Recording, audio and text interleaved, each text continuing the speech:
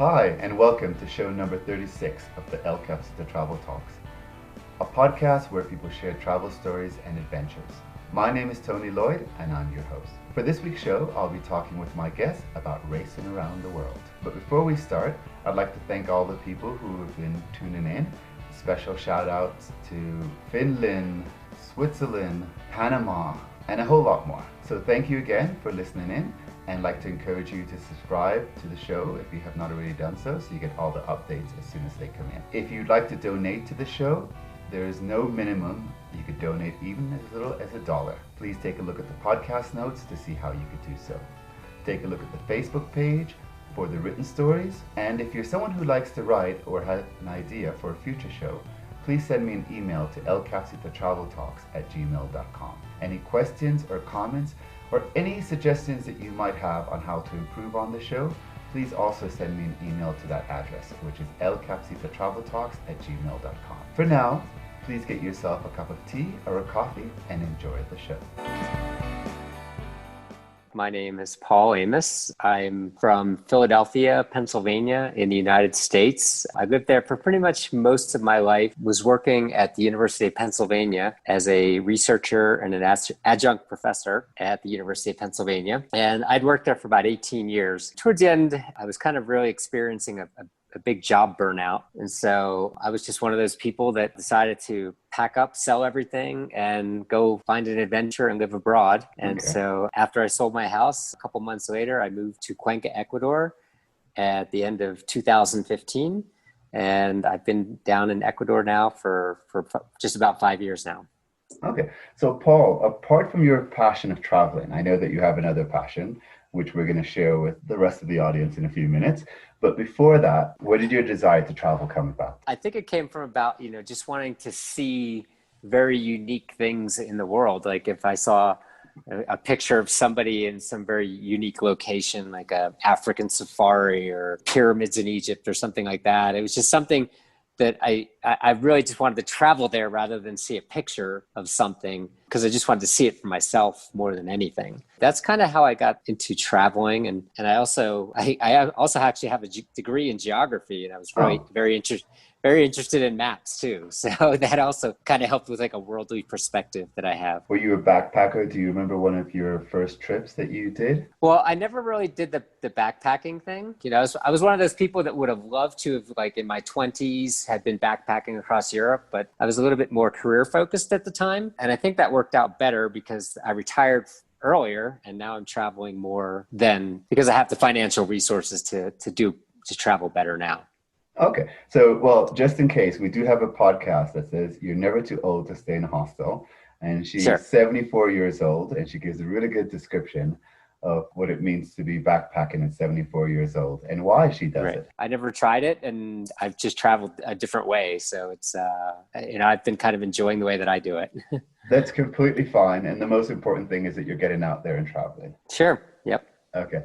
So let's talk a little bit about your other passion. Okay, so first of all, I've kind of been a runner for most of my life. Probably about 20 to 25 years ago, I started getting more and more competitive, and I was like, okay, well, maybe I could start doing longer races, and a 10-mile race, and then I did a half marathon, and then I did a full marathon.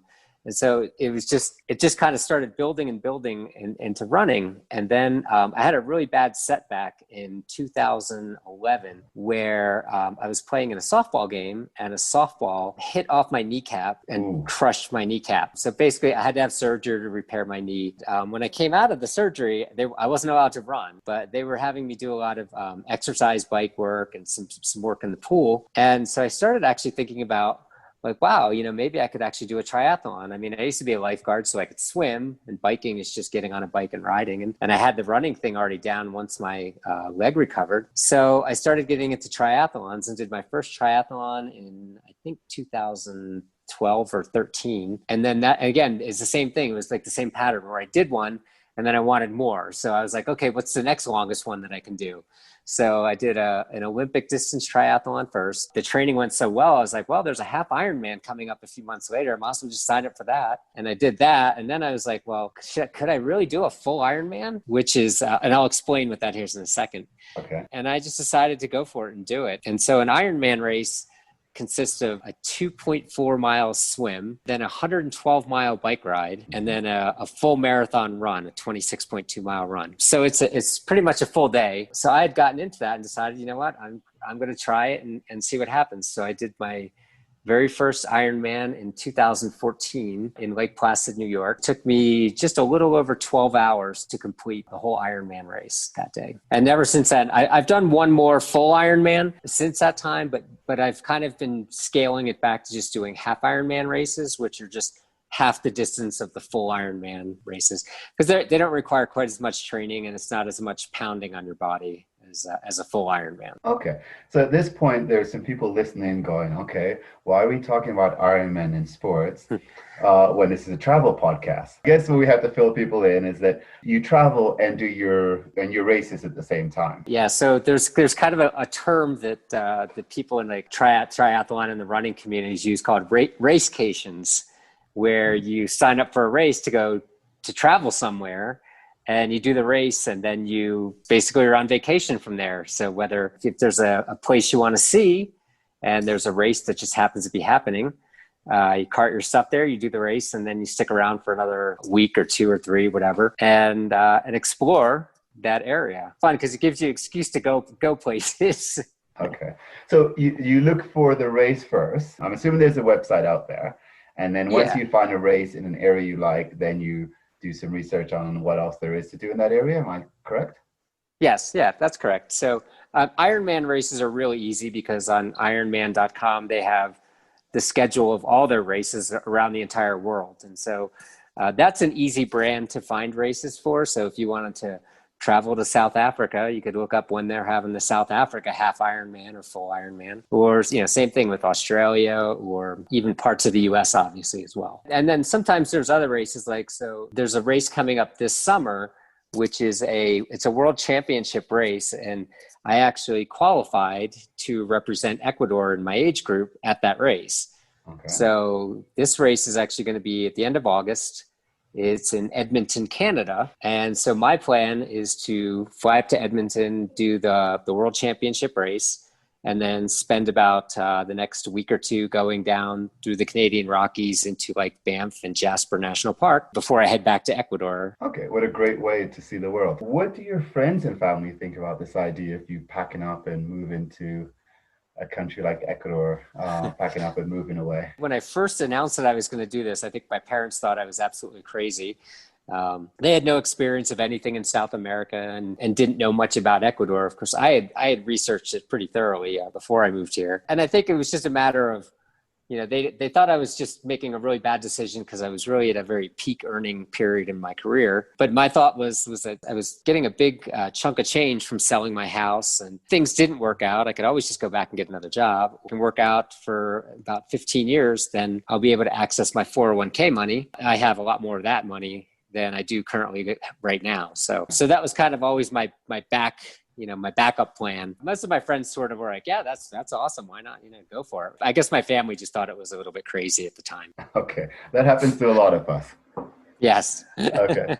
Let's going back to your races that you're going on. Do you have a particular story of maybe like a wow moment? Last year was kind of I did one of my longest racecations last year when I went to Cartagena, Colombia, did a half Ironman race there. A lot of people had warned me that it was very, very hot there, but I still was like, yeah, I'm just going to go do it. What the heck? But after that, we did some really cool touring around northern Colombia. We went out to an island off the coast of Cartagena, and then flew to a separate island called San Andreas Island. Back in that, we actually did a hike through the jungle, a ruin called the Lost City. So that was really kind of a neat trip. Okay. And do you make kinmanships along the way? Are there other people that each time you go on a race, you see Bob from somewhere or Susie from somewhere? What is that like? Yeah, I think that's more kind of on the local level. Like if I do triathlons in Ecuador, and I go down to usually a lot of those races, I see a lot of the same people. But if I go to a race in a different country, it's kind of really rare that I would see anybody that I know there, just because I don't know if they want to travel as much as I do to go to a place like Cartagena or somewhere else to do a race. Okay. Was there a moment where you thought, Okay, what am I doing here? Do you have one of those moments that you could share with us? Oh yeah, I have plenty of those moments. Okay. Yes, sometimes I get good weather, and then sometimes I get really, really bad weather. So actually, my very first Ironman in Lake Placid predicted a storm was going to roll through at about 8 a.m. in the morning, and it did. And so I'm actually swimming in this lake. I've got lightning shooting across the sky. It's pouring down rain, which is not a big deal because as you're swimming, you're wet anyway.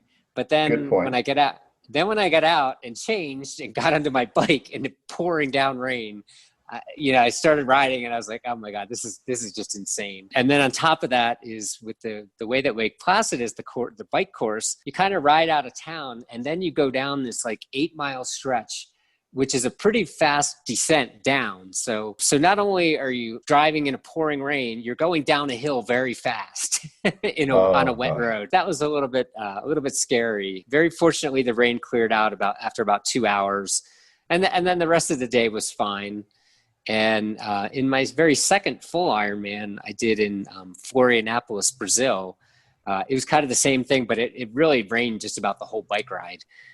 So it's a little bit scary when you're riding on wet roads, and any potential for an accident is just not a lot of fun. Do you think you'll be doing this for quite a while, or is it something that you're doing temporarily and then maybe you'll go on to another type of activity? I hope to be doing it for a while. Been now doing triathlons for about 8 years, and yeah, I really enjoy the training because it's not just running all the time. It's not biking all the time. It's just a good mixture of different types of exercises. Things just never get boring to me because I'm always doing something different other than maybe just swimming laps in the pool. But no, I enjoyed the training for the races, and I've had some success. So that kind of keeps me coming back, is that if I can keep getting better and better, then that's always a good thing. Okay. And how do they classify people in these triathlons? Do you do it individually or as a team? How does that work?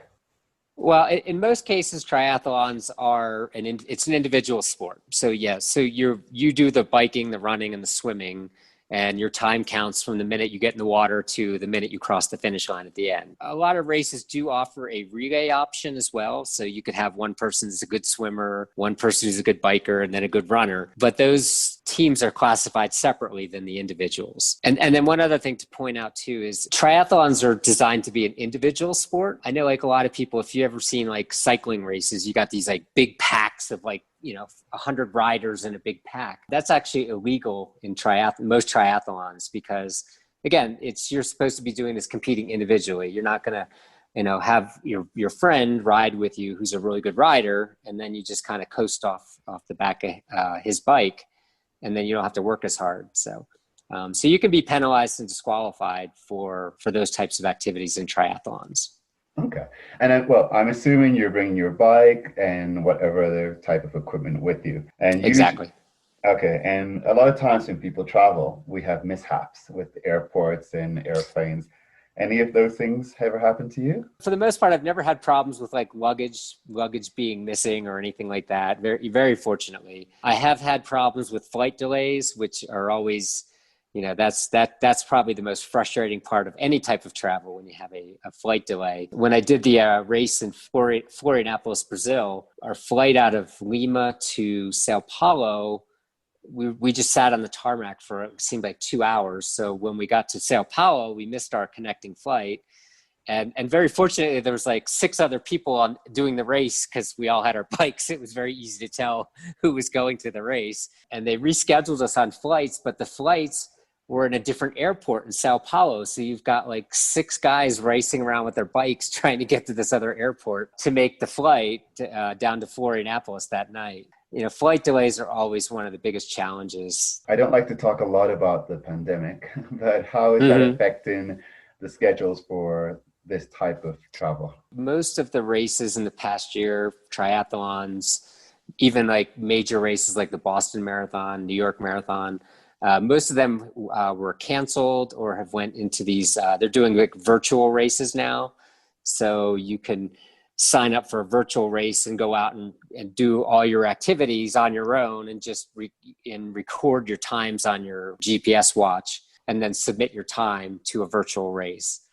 That's Some interesting. of the Yeah, so that's kind of what a lot of the race directors have switched to in the time of this pandemic. There are some races that are starting back up again. They did have half Ironman race, but then I just heard today that there was another Ironman race in Texas that just got canceled because of COVID. So everything is so up in the air right now. It's even in Ecuador alone, there was supposed to be the very first triathlon of the year was set for November 28th in Manta, and they just canceled that. Things kind of in limbo now. I'm still not even sure if this World Championship is going to occur next August, but I'm hoping that it will continue as scheduled. We'll hope so also for you.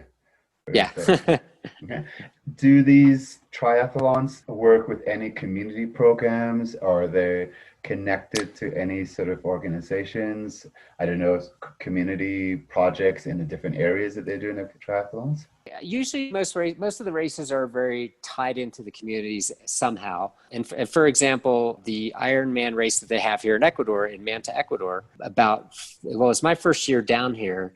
There was a very large earthquake right off the coast of Manta, and destroyed a lot of buildings and really kind of wreaked some havoc on the coastal community there. And the Ironman Foundation took up collections for the local Manta community. And they try to be integrated in the communities where their races occur. So they raise quite a lot of money for the people in Manta to help recover from the earthquake that happened off the coast. Okay, so it's definitely a way to also give back to different communities. Oh, sure. Yep. Other than doing half Ironman, the Ironman, are you doing any other type of travel? What other type of travel passions you? I kind of do like adventure travel. So, living in South America, done things like I've gone down to Machu Picchu and I hiked the Inca Trail for a 3-day hike, been down to Patagonia, out to Easter Island. And like I said, that hike we did in Northern Colombia to the Lost City was pretty neat. I'm looking at hopefully maybe going over to Egypt and Jordan sometime in 2021. And then the other trip that I have would be up through the Canadian Rockies and Banff when I go up to the triathlon in Edmonton. And so, okay. What are some of the things that you could say that you have learned from this experience that you'd like to share with others? I would say don't be afraid to do something that puts you out of your comfort zone. I never thought that I would be able to do a full Ironman. Now I've done 2 of them.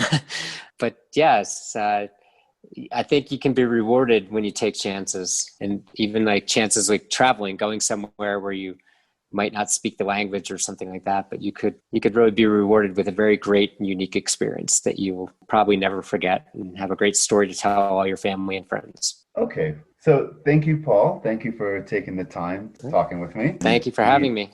Oh, you're very welcome. And good luck. Good luck on your next race. Okay. Thanks a lot, Tony. Bye.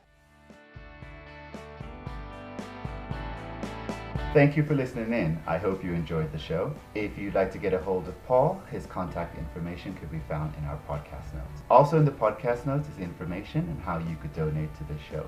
There is no minimum. You could donate as little as $1. All donations will be appreciated. Take a look at our Facebook page to see the written stories.